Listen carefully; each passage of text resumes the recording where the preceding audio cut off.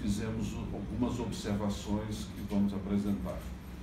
Não é nosso objetivo fazer qualquer crítica aberta. Nosso objetivo aqui é fazer uma análise no documento e o que nós acreditamos. Por isso, nós assumimos a personalidade da apresentação, para que nenhum conselho seja responsabilizado de falar mal do documento. Tá certo? Como é que eu passo aqui? Até o controlezinho. Esse aqui. Obrigado.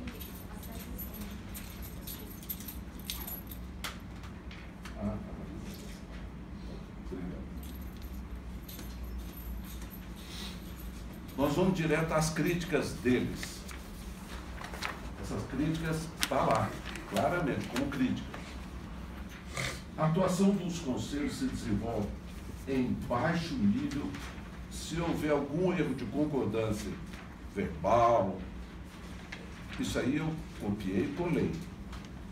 A atuação dos conselhos se desenvolve em baixo nível de definição legal na gestão dos conselhos públicos dos recursos públicos sob sua responsabilidade.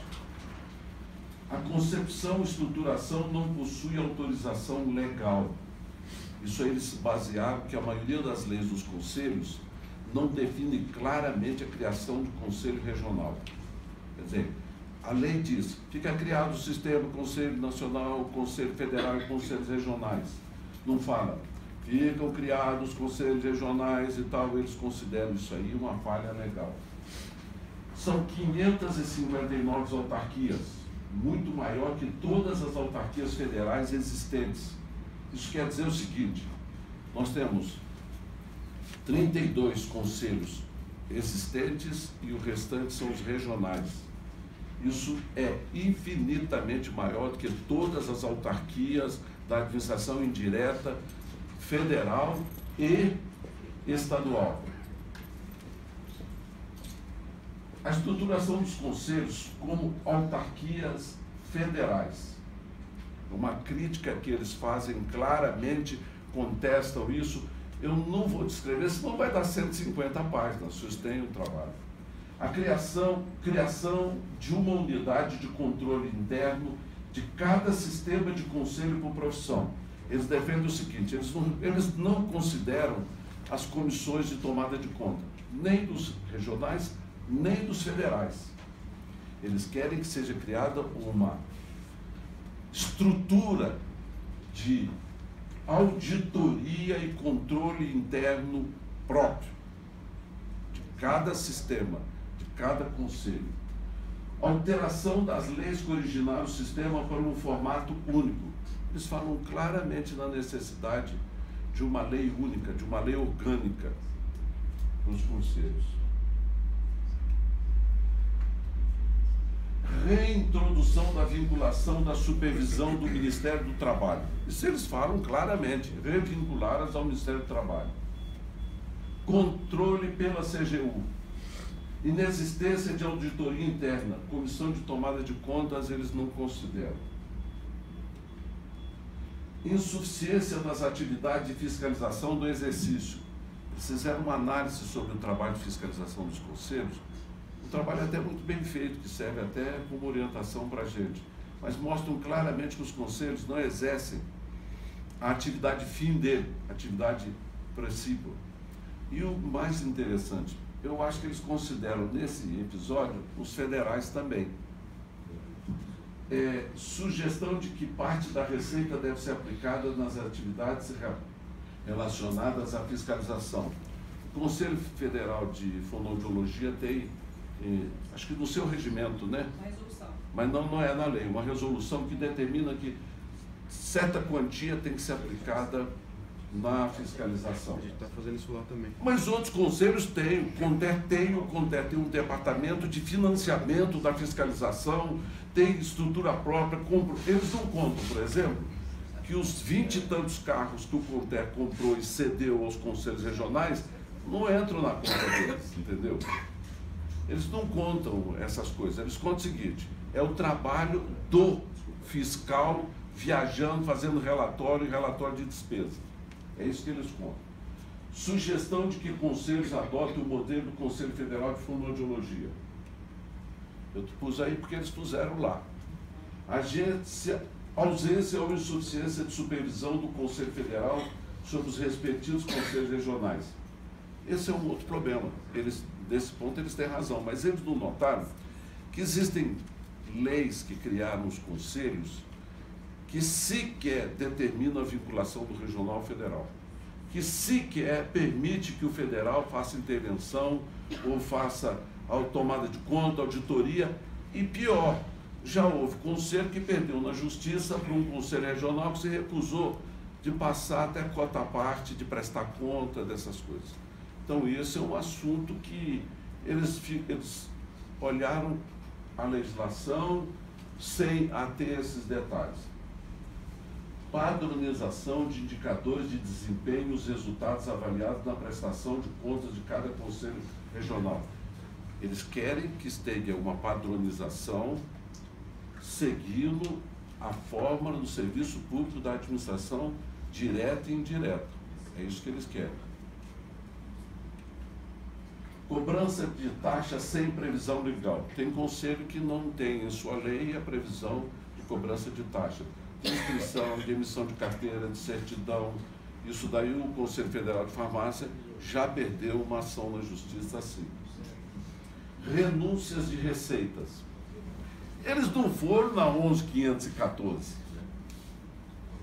Eles consideram que cada vez que a gente faz uma negociação, que a gente deixa de fazer uma inscrição em dívida ativa, que a gente deu um pau, uma faca na garganta do inscrito, eles consideram que é renúncia de receita.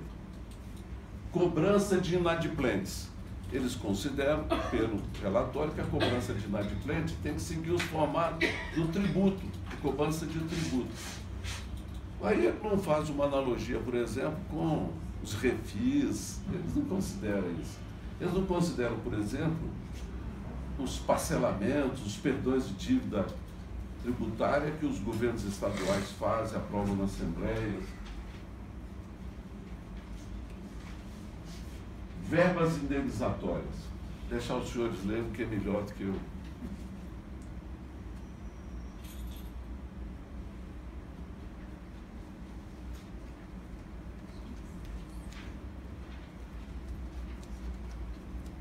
Olha, o problema sério que eles consideram são as diárias, são as ajudas de custos, são os jetons. Isso eles fizeram uma crítica muito grande e eles querem que aplique isso aí. Isso aí eu tirei lá deles. Tirei lá do trabalho deles, só quem leu viu que está lá. Então eles querem, por exemplo, isso aí, ó. Eu quero saber como é que o funcionário do conselho vai fazer um trabalho em Salvador, de auditoria, com uma diária de R$ 177. Ele arruma assim, lá no Pelourinho, num hotel de quinta categoria, ele vai pagar uns 40, 50 reais. Aí ele come como, ele vai para o aeroporto como, é isso aí que eles querem que seja aplicado. Que é isso que o servidor faz. Mas aí eu defendo aquela tese do Afif Domingos, ele falou publicamente, e falou isso no fórum de desburocratização lá na Câmara dos Deputados, e ficou gravado, que ele falou que no serviço público federal e estadual, o bom funcionário, aquele que recebe o relógio e a medalha, é aquele que não faz nada. Nada. Porque ele não põe uma assinatura num documento, ele não assume uma responsabilidade, ele não faz um relatório, então ele nunca será julgado pelo TCU. Ele nunca será condenado pelo TCU. E é isso que eles querem, que os conselhos evoluam para isso.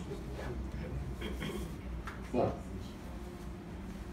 esses são os itens que eu destaquei. Incompatibilidade das atribuições dos conselhos com a atividade remunerada na autarquia. Conselheiro que tem eleito e que tem uma função como servidor do Conselho. Eu não sei quem tem isso, mas eles acharam. Transferência de recursos para terceiros.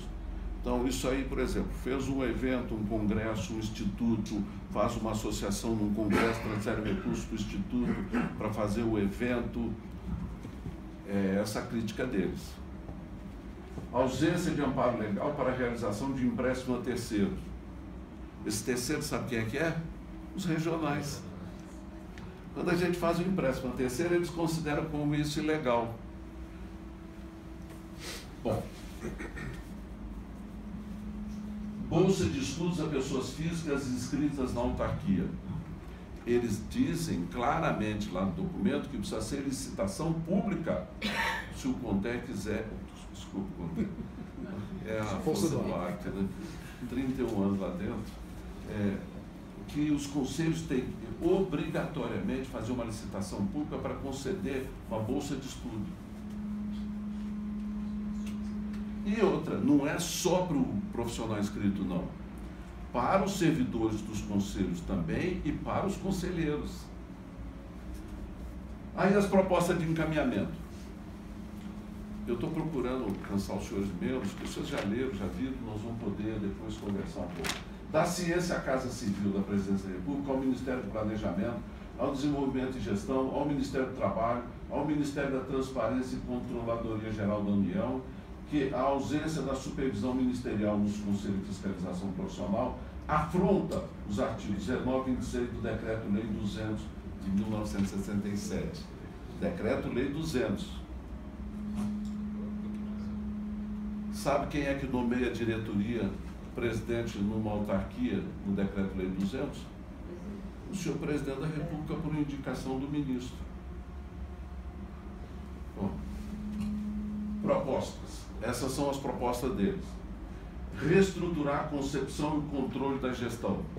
Apresentar detalhamento da atividade finalística do Conselho.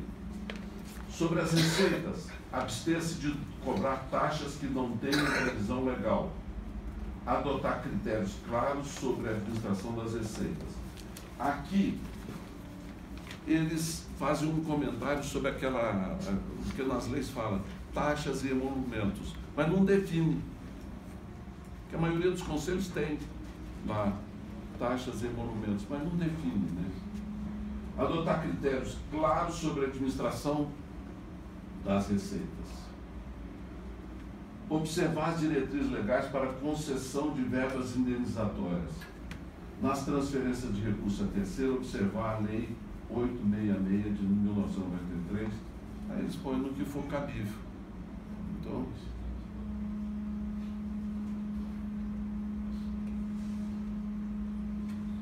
informações ao Congresso Nacional e à Casa Civil da Presidência da República. Ausência de vinculação ministerial, ausência de uniformidade do caráter honorífico, quer dizer, dos conselheiros da diretoria. Alteração dos percentuais de repasse das cotas partes aos federais. Eles fazem uma crítica, que os conselhos têm de 10% a 33,5%, 33,3%. Só que eles esquecem o seguinte, eles querem também uma representação em cada estado. E eles esquecem, por exemplo, que o federal é que mantém os estados. É que mantém a maioria dos conselhos pequenos. Isso aí eles não observaram, não. Eles consideram como empréstimo. Empréstimos ilegais. Revés da Lei 11.000/2004. Eu pus só revés para lembrar aqui. O que é esse revés que eles falaram? Que nós simplesmente pegamos a Lei 11.000 e fizemos o que quisemos. Botamos as diárias, jetons, tudo do jeito que a gente quis. Porque a 11.000, ela sofreu uma ação na anuidade.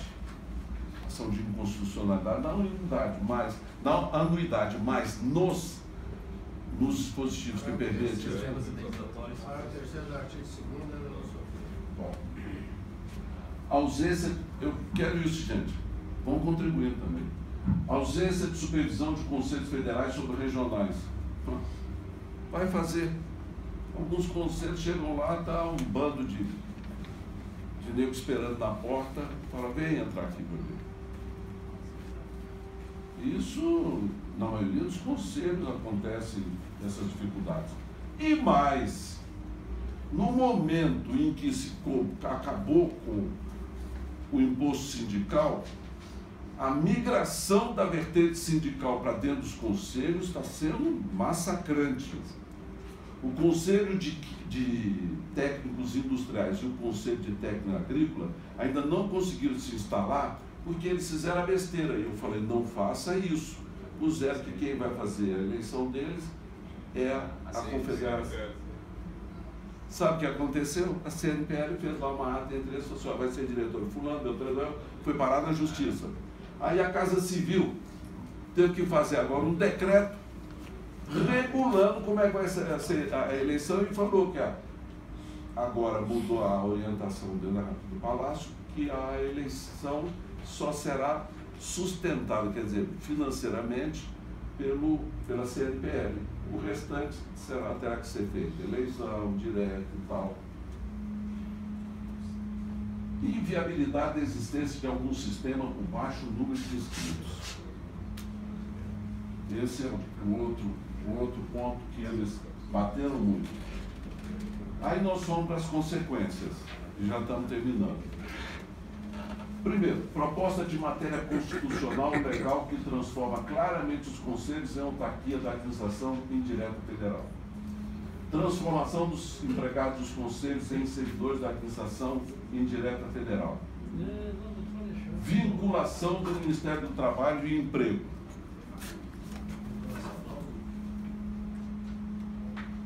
Criação de estrutura de controle interno dos sistemas federal regionais. Extinção de pequenos conselhos. Apresentação de lei orgânica dos conselhos com a consequência alteração das leis que instituíram os conselhos federais e regionais e aplicação do Decreto-Lei 200/1967.